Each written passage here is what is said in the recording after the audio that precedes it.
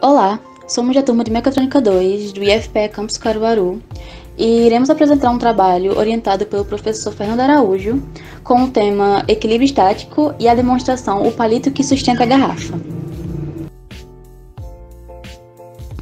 Na introdução ao tema, o equilíbrio estático é definido como o arranjo de forças atuantes sobre determinado corpo em repouso de modo que a resultante dessas forças tenha módulo igual a zero. Ou seja, todo e qualquer corpo estará parado em relação a um ponto referencial, se e somente se as resultantes dessas forças aplicadas sobre ele forem nulas. Onde, resumindo, o equilíbrio estático seria a condição em que a resultante das forças e a soma dos torques, ou momento de força, que é a tendência que uma força tem de rotacionar um corpo sobre o qual ela é aplicada, são nulas. Assim, na situação de equilíbrio estático, os corpos encontram-se em repouso. Como eu já havia comentado no slide anterior, existem duas condições para que haja o equilíbrio estático, e a primeira delas é que a soma de todas as forças devem ser nulas.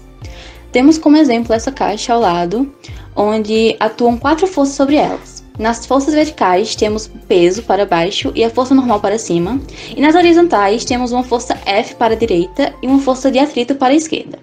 Assim, decompondo em forças horizontais e verticais, Fz e Fy, e em cada um desses eixos a soma tem que ser igual a zero. Desse modo, vamos pegar a força F menos a força de atrito, que vai ser igual a zero, considerando que F é igual à força de atrito. E vamos pegar a força normal menos a força peso, igual a zero, considerando que a força normal é igual ao peso. Assim, garantimos o equilíbrio estático. Dando continuidade, eu vou falar um pouco sobre centro de massa e centro de gravidade. Centro de massa, CM, é o ponto onde consideramos concentrada a massa de um corpo extenso ou rígido.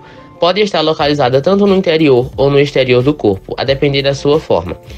O centro de gravidade, CG, é o ponto onde consideramos estar aplicada a força peso, ou seja, onde o peso está concentrado.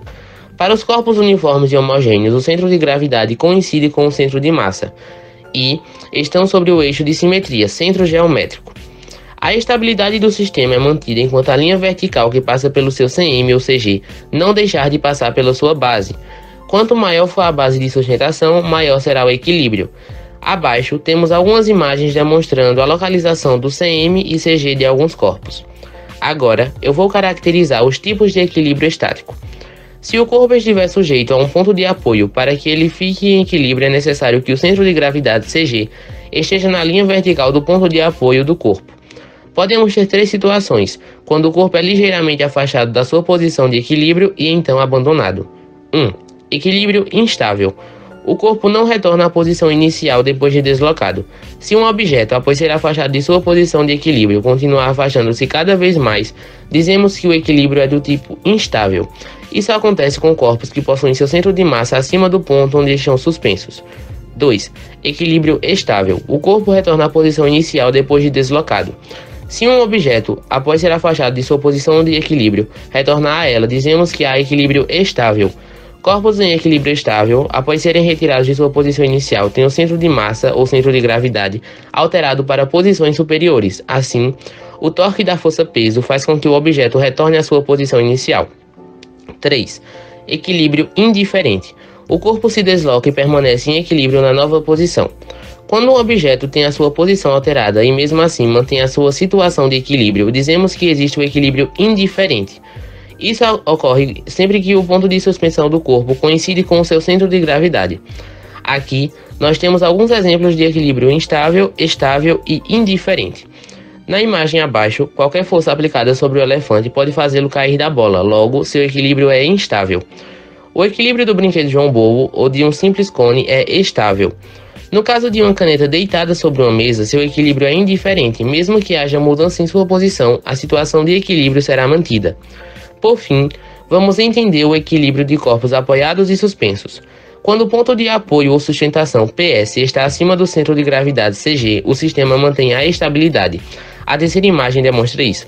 Os carros de corrida Fórmula são sempre baixos para que o seu centro de gravidade CG fique o mais perto possível do solo, adquirindo muito mais estabilidade. No caso de corpos suspensos, como um quadro ou pintura decorativa, ao ser pendurado na parede, ele deve ter sua moldura dependurada a partir de um ponto de sustentação acima do seu centro de gravidade para ter um equilíbrio estável. como temos na primeira imagem. Se tentamos sustentar o quadro por um ponto de suspensão no centro da moldura, ele coincidirá com o centro de gravidade e o quadro poderá ficar girando livremente em equilíbrio indiferente. O equilíbrio de corpo encostado exige certo deslocamento do corpo para que se mantenha na linha vertical, passando pelo centro de gravidade e pela base de apoio do corpo. Caso esse deslocamento lateral não seja feito, o corpo perde a estabilidade, passando a uma situação de equilíbrio instável, como demonstrado na segunda imagem.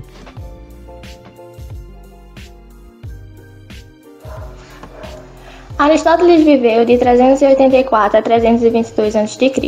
Foi um filósofo grego reconhecido na filosofia com sua obra Metafísica. Também se dedicou a outras áreas de estudo, a física, que na antiguidade era tudo relacionado à natureza, e que hoje em dia abrange as matérias de química, biologia, geologia e astronomia. Na física, Aristóteles desenvolveu pensamentos relacionados aos movimentos, e em sua óptica, dividiu os movimentos em naturais e violentos. O movimento natural se baseia nos 4 elementos: terra, água, ar e fogo, e que cada um deles possuía um peso, que definia seu lugar natural.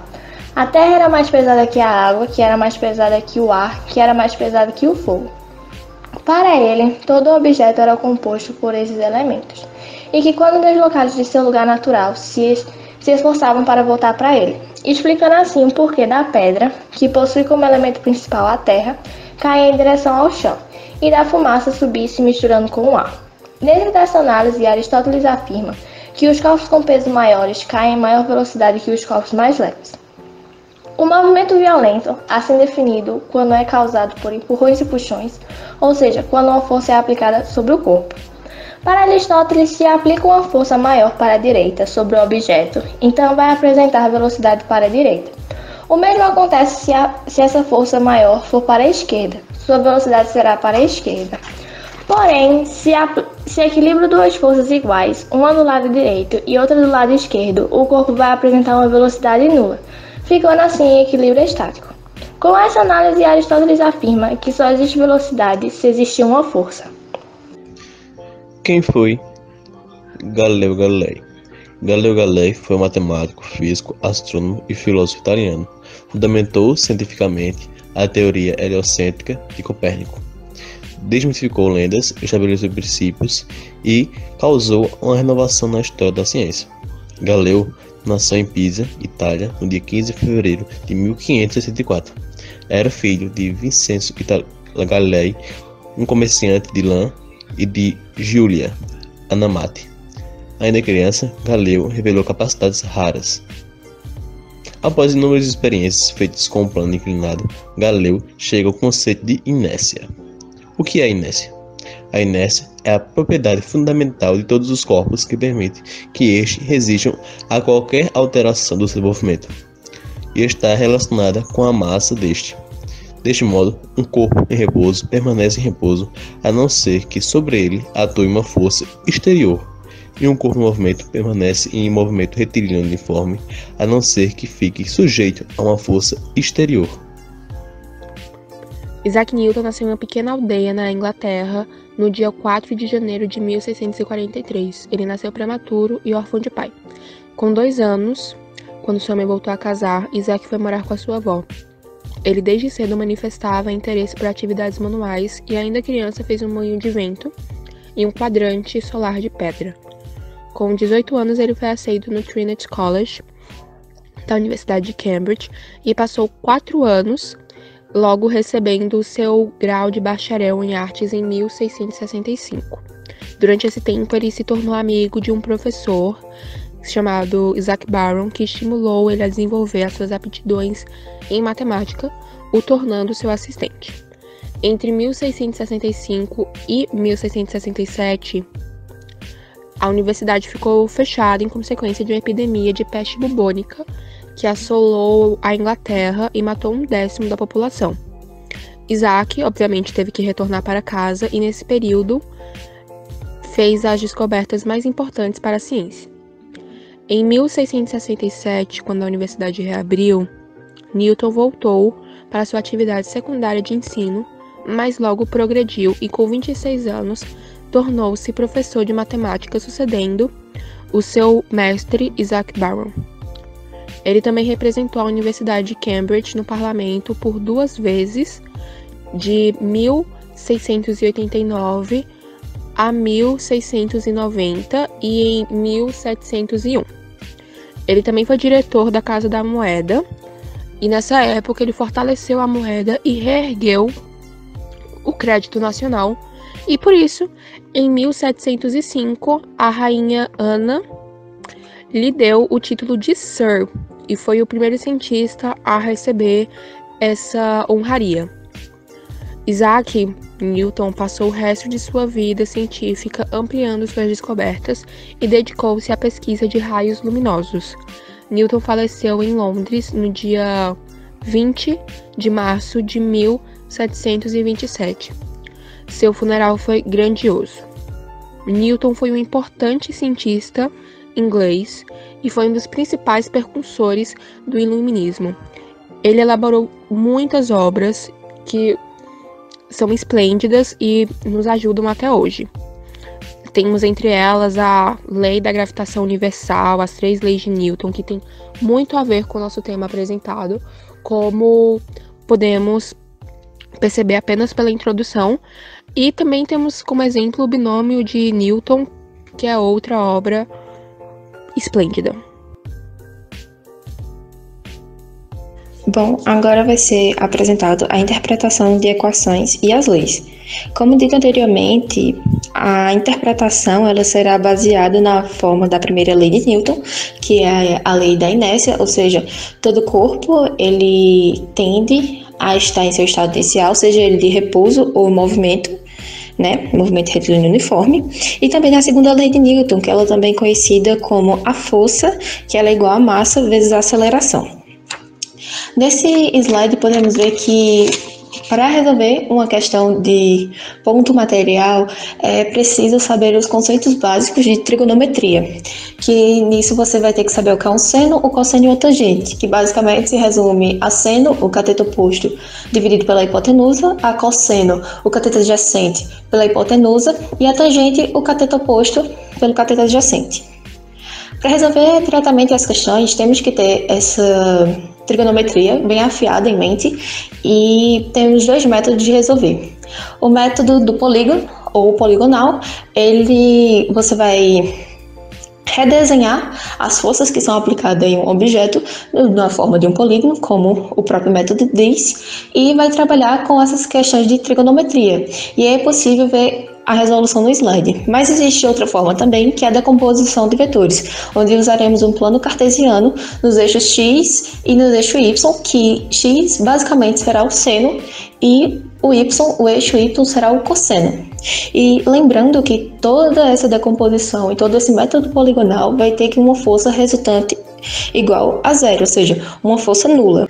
Agora falando de equilíbrio do corpo extenso, para resolvermos uma questão de torque, ou uma questão de momento, ela é aquela questão em que as dimensões elas não serão desprezadas, é mais questão de barra, essas coisas. Então eu vou definir o torque e o momento para vocês como T igual a força vezes a distância, que o torque ele vai estar nas medidas, nas unidades de medidas como newtons por metro, onde a força tem que estar em newtons, em homenagem ao grande cientista, Isaac Newton, e a distância terá que ser em metros.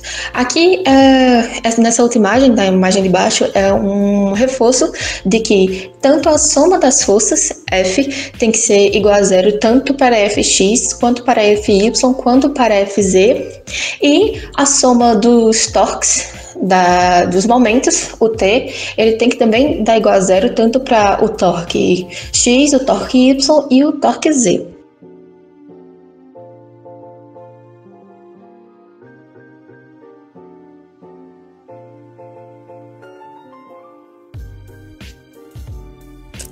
Bom, pessoal, agora que a gente já aprendeu a parte teórica sobre o equilíbrio do corpo extenso, nós iremos colocar o nosso conhecimento em prática, resolvendo uma questão. Eu escolhi essa questão aqui da URJ. Um homem de massa igual a 80 kg está em repouso e em equilíbrio sobre uma prancha rígida de 2 metros de comprimento, cuja massa é muito menor que a do homem. A prancha está posicionada horizontalmente sobre 2 apoios, A e B em suas extremidades, e o homem está 0,2 metros, ou seja, 20 centímetros, da extremidade apoiada em A. A intensidade da força em newtons que a prancha exerce sobre o apoio A equivale a... E aqui nós temos as opções. Bom, para resolver essa questão, nós iremos utilizar a equação dos momentos que a gente aprendeu anteriormente, que para um sistema estar em equilíbrio, a soma dos seus momentos ou torques tem que ser igual a 0. Então, aqui nós temos 3 momentos, né? O momento de NA, o momento de P e o momento de NB, que é a normal de B. Para resolver essa questão, como o enunciado pediu a normal em A, eu vou escolher como ponto fixo esse apoio B aqui. Então, a gente vai fazer o seguinte. O momento de NA, como a seta tá para cima, o sentido é horário, então o sinal vai ser negativo. Mas aqui é mais porque P tá para baixo, então o sentido é anti-horário, então quando é anti-horário é positivo. O momento de P mais o momento da normal B é igual a 0. Como a gente já viu, o momento é a força, que no caso é NA, vezes a distância do ponto fixo. Aqui são 2 metros, mais o peso, vezes a distância. Como aqui tem 2 metros, e daqui para cá o enunciado disse que tem 20 centímetros, então daqui para cá vai ter 1,8 mais a normal de B, vezes a distância, que é 0, porque daqui para cá não tem nenhuma distância. Então, isso daqui vai ser 0. Tudo isso tem que ser 0 para o sistema ficar em equilíbrio. Aí, vamos lá. NA, a gente quer descobrir. O peso é dado pela massa vezes a gravidade. No enunciado, a gente sabe que a massa dele é 80 kg. A gravidade é 10. 80 vezes 10, 800 newtons. Então, o peso dele é 800 vezes a distância, que é 1,80, mais normal de B vezes 0. Qualquer número vezes 0 dá 0. Então, não tem tanta importância assim, a gente pode cortar. Então, a gente faz menos normal de A vezes 2, mais 800 vezes 1,8. Eu já fiz na calculadora, deu 1440. Isso tudo igual a 0. Como esse NA aqui está negativo, eu vou passar ele para lá positivo. Então fica 1440 igual a 2 vezes NA. Eu coloquei o 2 na frente porque a ordem dos fatores não altera o resultado. Então a gente faz 1440, como esse 2 aqui tá dividindo, multiplicando, a gente passa ele para cá dividindo. Isso tudo igual a normal de A. E 1440 dividido por 2 dá 720 newtons. Então, a intensidade da força em newtons que a prancha exerce sobre o apoio A equivale a 720 newtons. Chegamos ao resultado da questão, ok? Espero que vocês tenham entendido e muito obrigado pela atenção.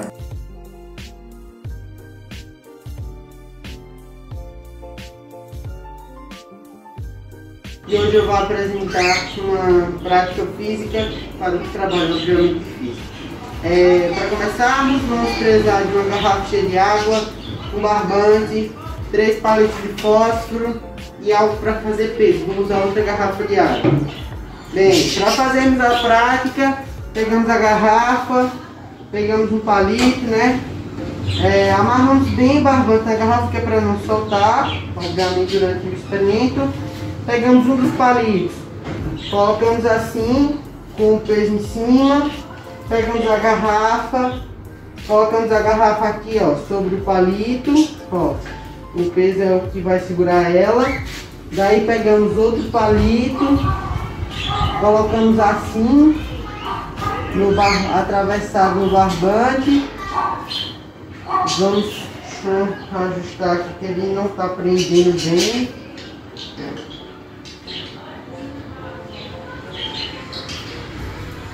Pausa.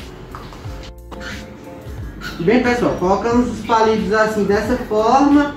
E depois o último palito, ó, colocamos assim, alinhando entre eles para ficar assim.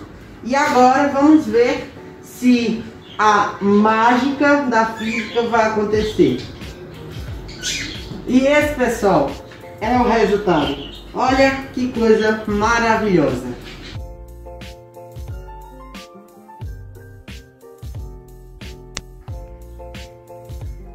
Para entendermos melhor o experimento, precisamos saber como os palitos estão posicionados. Quando tentamos abrir as cordas, a garrafa levanta. É nessa abertura que há uma força atuando de dentro para fora nas cordas. É essa força e a tensão que é exercida pelo peso da garrafa que sustenta o palito que está na horizontal. O palito que é colocado por último, na vertical, se sustenta com o apoio dos outros dois palitos. Ambos os palitos, o que está na horizontal e o que está apoiado sobre a mesa, exercem uma rigidez, fazendo com que o palito fique preso. Como os palitos conseguem suportar todo o peso, fazendo com que a garrafa não caia? Vamos imaginar uma alavanca com um peso em uma das pontas. Para que essa alavanca entre em equilíbrio, é necessário que um peso idêntico ou um complemento seja colocado ali. É o mesmo que acontece com o experimento. O palito que está na vertical empurra a ponta em que está apoiado para cima, fazendo com que o palito apoiado na mesa tenha atrito com a mesa e não escorregue. Nesse momento, o palito na vertical equilibra as forças e faz com que o peso da garrafa não quebre ou faça o palito cair. No experimento, o peso, que é o centro da gravidade, está muito perto do ponto de apoio, que é a quina da mesa, e o palito está distante. Por isso, ele consegue suportar todo esse peso tranquilamente. Dessa forma, concluímos que está em equilíbrio estático, já que a resultante das forças é nula e o sistema encontra-se parado.